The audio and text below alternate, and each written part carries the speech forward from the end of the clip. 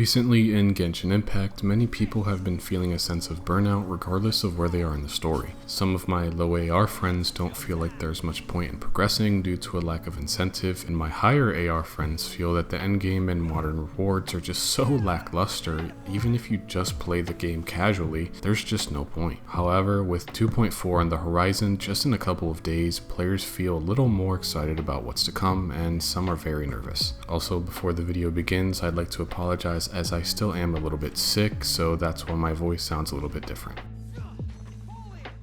To begin, I myself am one to say that I am somewhat nervous with the recent addition of the double banner system. At first, I thought it was a good thing. mell-ø now is just forcing themselves to add more content since they can't just bait players into waiting an extra 3 weeks for a new character and consider that content. However, being used to 2 fresh 5 stars per update and now moving to double that means free-to-play players, myself included, are now being forced to miss out on characters that they might not have gotten or have been waiting for a very long time. I myself missed out on Zhao, Ganyu, and Zhongli because I took a huge break from the game after the initial Klee banner. Now, as someone who doesn't really care to waste 4 years of my life savings just to guarantee a rate up unit and already struggling to save primo gems, I'm just out of luck. Theoretically, if I don't get these units, I might have to wait potentially another year just to get them, taking away from my experience. We all know that this decision was not made to progress unit releases, but to try and get as much money as possible from players who don't usually spend money on the game. Regardless, let's move on from the only main negative of this update. We are finally getting a new Archon quest that looks worth doing and investing time in. We are going to be able to spend more time in mell-ø, which in my opinion is the region with the most intense lore and story. We are getting more quests, we are getting more events such as the Lantern Rite once again, and much more. For once, the update trailer looks intense. The story seems to pick up and put the player in a more immersive environment.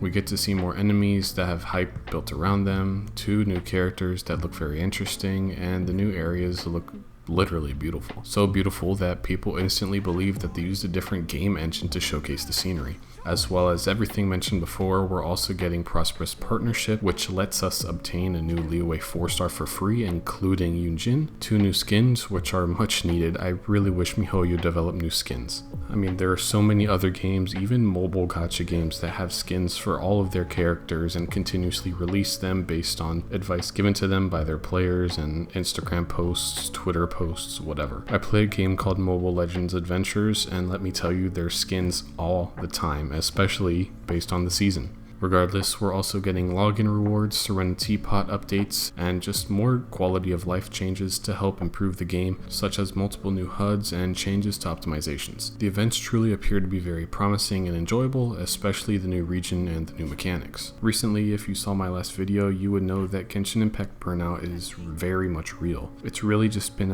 a problem, in my opinion, with the Genshin Impact game itself and the dev team just feeling so unattached to their players that it's actually kind of astonishing. A game that's so successful, yet it feels like there's so much more improvements that can be made. It's kind of disappointing. All in all, this is just an update preview video, so it's not much content within it, but the game's future truly is dependent on whether or not mell-ø cares about the community's needs and prioritizes them before profit. I think the thing that made me the most upset when it comes to this update is the questions that are answered on like a forum post. It has nothing to do with what community members are actually asking for. They probably put maybe 2 or 3 things in there that are actually useful, but the rest is kind of just random content that I believe is probably just put in the game so they can kind of just lean back on that and say, hey, we did actually add a lot of more content and we are answering questions asked by the community, when in turn really nothing is being done. 2.4 definitely is looking promising and I can't wait to play it, but if mell-ø doesn't focus on the community, a small amount of competition can simply just blow them away. Even for content creators, some have quit the game and some just don't really know how to make videos anymore for the game, and I can't really blame them. I'm a smaller content creator, so I technically still do have some videos that I can just pump out that aren't made by me, such as tier lists, even though I mentioned that you don't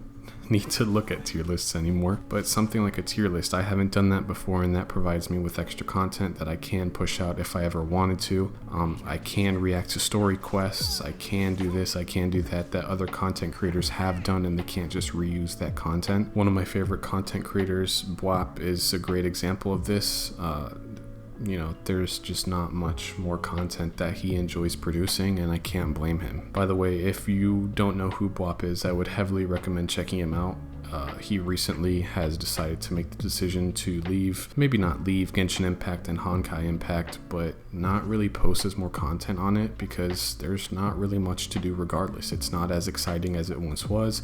And again, for the 400th time, I can't blame these content creators at all. A lot of them are moving to variety streams, and it's actually a little bit more enjoyable seeing them as streamers rather than just content creators for Genshin Impact themselves. Nevertheless, I hope you're having an amazing day, and remember to stay safe out there. Ciao.